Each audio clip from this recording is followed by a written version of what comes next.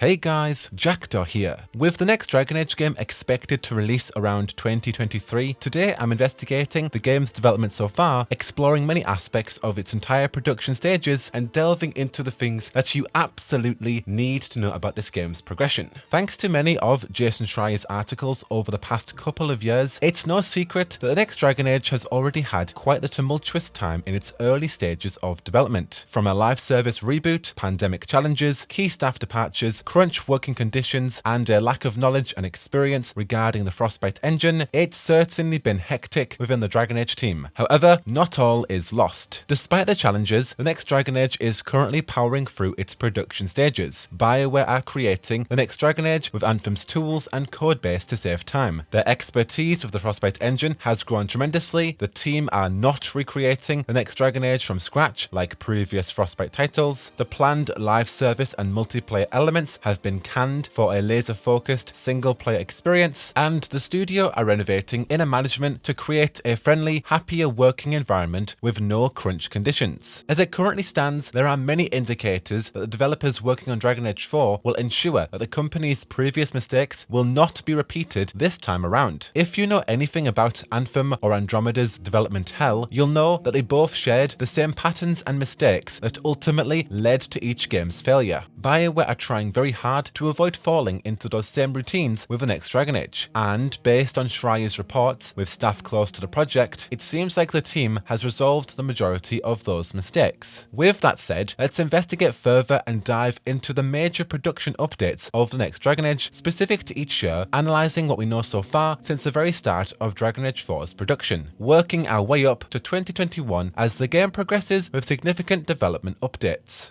2015. Following Dragon Age Inquisition's Trespasser DLC release in 2015, the next Dragon Age, known internally as Project Joplin, began its very early stages of production with Dragon Age veteran Mike Laidlaw as the creative director. Previously in 2015, before the Trespasser DLC's release, lead writer David Gaider was moved from the Dragon Age writing team and onto BioWare's new IP, Anthem. As David was shuffled, Patrick Weeks became the new lead writer of the Dragon Age franchise. According to developers familiar with the project, the plans for the next Dragon Age were very exciting, and the team had learned from the studio's previous hiccups. They had a set of established tools, a feasible scope, and they had leaders who said they were committed to avoiding the mistakes they'd made on Dragon Age Inquisition. Project Joplin was apparently centered on spies embarking on heists in Tevinter. Smaller in scale than Dragon Age Inquisition, however, larger in player choice, followers, reactivity, and depth. There was an emphasis on repeat play. The goal was to focus as much as possible on choice and consequence, with smaller areas and fewer fetch quests than Inquisition. While it was still very early in 2015, some of the developers had put their best work into it. It was going to be very ambitious, and many developers were thrilled about the possibilities. 2016. However, the first major bump in the road occurred in 2016, 1 year after development had started. Mass Effect Andromeda required all hands on deck, and so many members of the Dragon Age team were moved to work on Andromeda. These developers are mentioned in the credits of Andromeda as the Dragon Age finaling team. In February 2016, after a year of working on Anthem, David Gaider left BioWare seeking a new challenge. However, in reality, Gaider's narrative direction for Anthem's story was ridiculed by many developers who wanted to tell a different story from BioWare. Gaider began to feel less keen to play the game he was working on, and so, with his departure, Anthem's story was rebooted with new lead writers. 2017. After Andromeda's release in March 2017, it was back to working on Joplin for the majority of the shifted Dragon Age developers. For some, it was refreshing to get back to working on the next Dragon Age. However, it wasn't long before BioWare's next releasing title, Anthem, was suffering through development troubles. By the latter half of 2017, Anthem was in real trouble, so EA took drastic action. In October 2017, EA cancelled Joplin's development and moved the bulk of the project staff onto Anthem. With 2 years of development on a project that will never see the light of day, Mike Laidlaw departed BioWare that same month. Alexis Kennedy was previously working on Joplin too. However, according to his LinkedIn profile, he left the project in October. It seems his work only extended to Joplin. Mark Darrah later confirmed that his work will not be in the next project. Towards the end of 2017, as the majority of Joplin's core team went to work on Anthem, a very small skeleton team stuck around to work on a brand new Dragon Age project under the new codename Morrison. Previous Inquisition art art director Matthew Goldman took over as the creative director of Morrison. The plan for Morrison was to reboot the next Dragon Age with Anthem's codebase and set of tools of the Frostbite engine. However, unlike Joplin, which focused on a single-player experience with Mike Laidlaw at the helm, Morrison was planned with a live service component built for long-term gameplay and revenue. A few developers who were working on Morrison at the time stated that this game will change drastically in the next 2 years. However, that has been the case with every Dragon Age title. The point is that this project will take many different shapes until it feels like a Dragon Age game. I think even we can tell this statement is true today given the recent influx news updates of the next Dragon Age in 2021. Regardless, around the end of 2017, with a very small skeleton team following a different approach and a new creative director, the next Dragon Age game entered its early pre-production stages while the bulk of the Dragon Age team, like Mark Darrah, worked on Anthem's development. 2018. The next Dragon Age was teased at the Game Awards in December 2018. However, unbeknownst to the entire fandom at the time, we didn't know that this game was rebooted, and therefore, as fans do, we presumed that this Dragon Age title would release soon. In reality, when the Dreadwolf Rises teaser dropped, the new iteration of Dragon Age 4 had only been in very early pre-production with a small team for around a year. The game's production stages hadn't even started. However, a few of the lead developers working on the next Dragon Age confirmed that they are creating next entry with an eye to what the fans love about Dragon Age, which is easy because they themselves love Dragon Age. In any event, this teaser wasn't supposed to act as an official announcement, but more of a message to the fans that something is certainly happening with Dragon Age. 2019. Anthem shipped in February 2019, and following its release, the shuffled Dragon Age developers, including executive producer Mark Darrah, returned to work on the next iteration of Dragon Age. With the Dragon Age staff back on the project, fully operational with a decent-sized team, the studio proceeded with the pre-production stages of Morrison. Within BioWare, the pre-production stages of any project can have a size between 5, 30 and 60 people. In this early stage, core concepts, prototypes and system developments are heavily iterated on. Considering BioWare creates story-driven games, plenty of time is spent on creating many tools for the game's narrative. Other focuses during this stage are on the game's key features as well as market research. Throughout 2019 and beyond, a few key practices during pre-production stages have been revealed, like voice acting, concept art, in-engine prototypes, gameplay tests, that one up-resed Solas HD TV screen model, etc. The team also moved to new offices in downtown Edmonton. However, in August of 2019, Dragon Age producer Fernando Melo left the studio. He said that his work of guiding the team through EA's concept and early production phases had been completed, and he felt like it was the least messy time to leave the company. Even further, Fernando said in an email, with a great game leadership team in place, a fantastic creative vision, and some of the best devs in the world, Morrison is well underway to becoming the definitive Dragon Age experience, and he's incredibly proud and honoured to have played a part in that. Fernando will be eagerly awaiting the opportunity to experience the next Dragon Age as a fan this time around.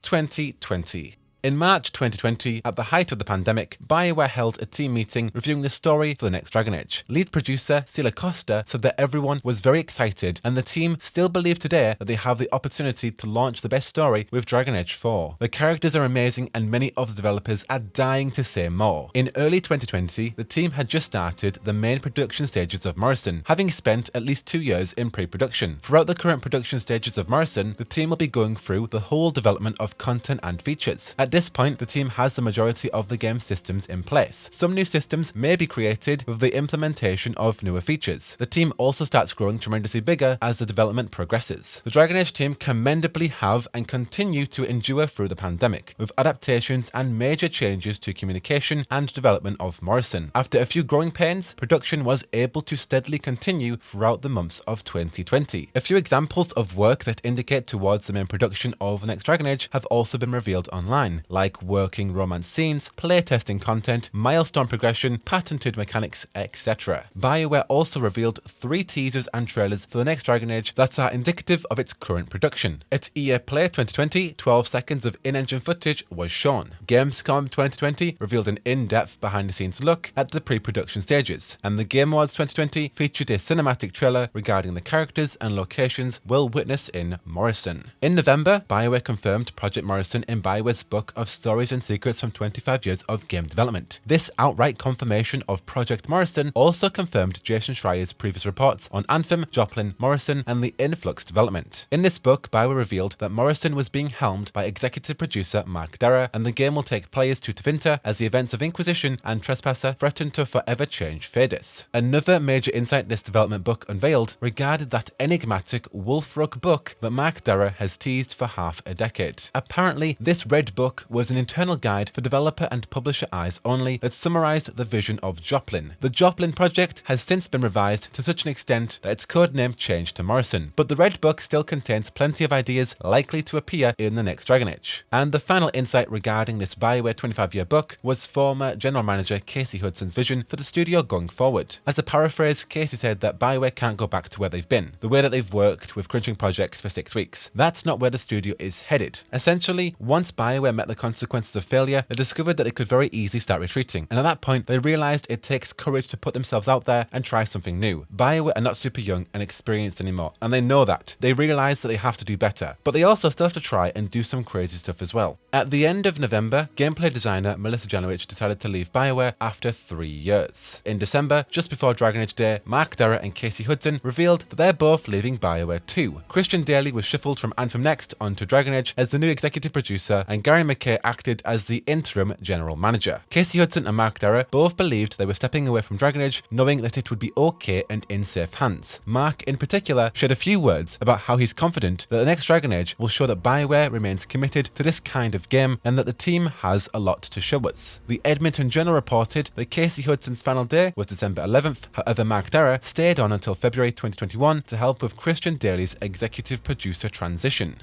2021.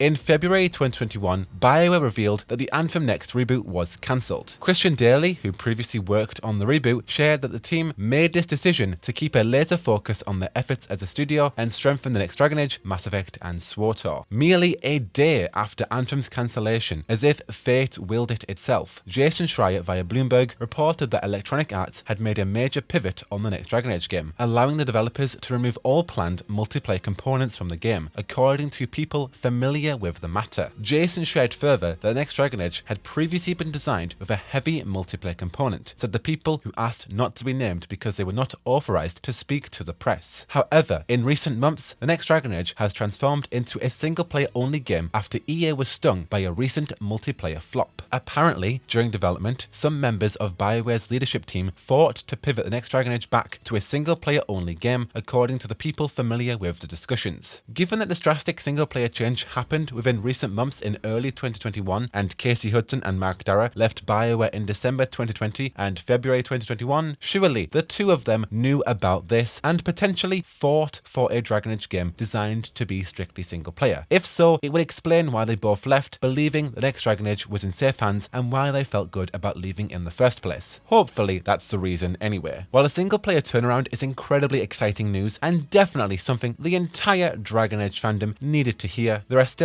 many lingering questions regarding the removed planned multiplayer components, like how many multiplayer components were implemented in the first place. Is it going to be an easy process to remove it all? Will we see signs of the planned live service content in the final game? Is this removal going to delay the project even further? Is it a soft reboot? Etc. While I would love it for BioWare to come out with all its answers, the only reason this report was revealed was because it was leaked by some of the developers who were not authorized to speak out. However, they very much wanted this story to be shared after Anthem's disappointing news. But mark my words, it was very much a leaked report from internal staff. Neither EA nor BioWare replied to this article in a formal fashion. Regardless, whatever live service elements that were planned and may still have some deep-rooted implementation into the game have since been planned to be removed. Speaking plainly, I think the only upsetting part about this single-player rework is the fact that Joplin was cancelled in the first place and Mike Laidlaw left BioWare because of Joplin's live service reboot in 2017. Like, in hindsight, what was the point? It really is quite frustrating that the BioWare developers have had this influx development that has wasted production time and influenced key staff to leave, only to then return to a very similar project. And I'm not trying to pin the blame on anyone, to be honest, but it would have been easier if EA just let BioWare do what they wanted to do in the first place, like they've suddenly started to do now, as a sudden change of heart. But I suppose at least the tides have since changed, and the Dragon Age team can now focus on creating the best single-player experiences going forward. And as another silver lining, at least aspects of Joplin will still be used for Morrison, as the Wolfrook book confirmed. So not all is lost, but to be honest, I still do feel quite bad about Mike Laidlaw. In the following months after this big breakout story, and most recently, a few key staff have left BioWare. In March, 14-year narrative quality designer Aaron LeBray left the Dragon Age team. In May, audio artist Presley Hines also left the Dragon Age team. And very recently, in June, product director Gabe Hyland left the Dragon Age team as well. Each developer has obviously left for their own reasons, which could absolutely be anything. But even with that, it is still sad to see that in the past 6 months, there have been 6 key departures in very different departments on the Dragon Age team. Also, most recently, Gary McKay was confirmed as BioWare's studio general manager. He was the interim GM since Casey Hudson left in December, however, he has now taken over the position permanently. In a statement on BioWare's blog, Gary said that he is committed to creating BioWare games with a laser focus. He's hoping he can take the studio into a fruitful direction while sticking to Casey Hudson's approach on no crunch working conditions. With that, we're currently up to speed on the next Dragon Age development as of June 2021. The next stages of production for the project will be alpha, beta and launch, which gives you an idea of how long the project has to go before it reaches that launch stage. As mentioned previously, the next Dragon Age has an estimated release window of 2023. This was reinforced further in EA's May 2021 earnings call that focused on the immediate future titles of 2022. There was no word on the next Dragon Age, which means the game will release in 2023 or even further, so prepare for that. As some final open and honest conclusions from myself, with this release window so far away, does BioWare actually have enough time to create an epic Dragon Age title? Well, in an attempt to work out how long Dragon Age 4 has been in development for, Project Joplin was in pre-production for around 2 years, between late 2015 to late 2017. It was then canned and rebooted. Project Morrison started its very early pre-production with a skeleton team in late 2017. The entire team joined the project in early 2019. They entered full production in early 2020 at the height of the pandemic. So Morrison was in pre-production stages for 3 years, and since then it's been in full production for 1 year, again in the pandemic, where they have faced many challenges. So, with still another 2 years to go before an initial release window, do BioWare have enough time to create the best Dragon Age possible? Well, in a 2014 interview with Mike Laidlaw conducted by the UK newspaper The Guardian, Inquisition's production had been around 3 years, but taking in the early concepting, it would have been 4 years as a whole. So seemingly, yes, BioWare do have enough time to crack on with the following production stages and release an epic Dragon Age title, if we're comparing to Inquisition. Although, the team do have their work cut out for them. Not to mention the pandemic, which has had the games industry delayed quite a bit. Many games that were supposed to release this year, like the God of War sequel, Harry Potter, Breath of the Wild 2, have since been delayed to next year. So we should also brace ourselves for a pandemic delay regarding Dragon Age 4's internal development, maybe even a 2024 release. Even so, the more time BioWare have, the better. I have hope that they can deliver an amazing Dragon Age game dedicated to the fans. And with plenty of time that has been spent on the pre-production stages, hopefully the team has learned from Anthem and Andromeda's rough early stages, and they've conceptualized the development enough that production can carry on at ease. I want to reinforce that Anthem and Andromeda were created within 18 months of production time. We can estimate that Dragon Age 4 has been in production time for 12 months, but if it were to release in 2022, for example, it would have fallen into the exact routine as Anthem and Andromeda. So while it is appealing to have the next game next year, we do not want this because the game will have had the same production time as Anthem and Andromeda and could potentially end up like either of them. So a 2023 plus release window is certainly something we want for the next Dragon Age. In summary, Dragon Age 4 is certainly going to be a product of many things. A game created through a global pandemic, with a live service reboot turnaround, a cancelled previous iteration with major staff departures, and a total rework of BioWare's internal management to stop crunching practices. Unfortunately, only time will tell if BioWare can pull this off. As you can tell, I am, as per usual, cautiously optimistic, and I do think that's the best way to approach the next Dragon Age. I wholeheartedly trust the entire team, and that's where the majority of my optimism lies, in the dedicated and passionate people creating this next installment. Anyhow, until the next major news update, or even while we just patiently wait for the developers to create an epic Dragon Age title, you are already in the right place for all of your Dragon Age content. Why not check out my Patreon and channel memberships linked in the description down below if you'd like to join my friendly Discord server or get early access to video scripts. In any event, I have been Jackdaw, and I should go. Wahoo-whoa,